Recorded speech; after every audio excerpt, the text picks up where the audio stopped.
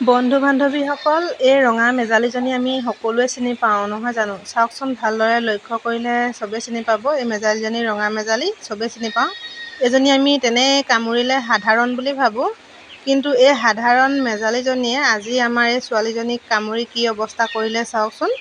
মাকে চাহৰ লগত খাবলৈ গুড় উলিয়াই লৈছিলে, মেজালী এজনী ক'ৰ পৰানো আহি গুড়ত সোমাই কামুৰি দিলে তাইৰ ওঁঠটোত। চাওকচোন, এজনী মেজালীয়ে কামুৰি তাইৰ ওঁঠটো কি অৱস্থা কৰিলে। প্ৰথম অৱস্থাতে এনেকুৱা, আৰু বাকী পিছৰ অৱস্থাটো কেনেকুৱা হ'ব আপোনালোকে ভাবিবলৈ অনুমান কৰিব লাগিব। দেখিছেনে?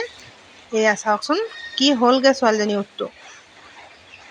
চাওকচোন কি হ'লগৈ, দেখি বহুত বেয়া লাগি গৈছে, গম পাইছেনে?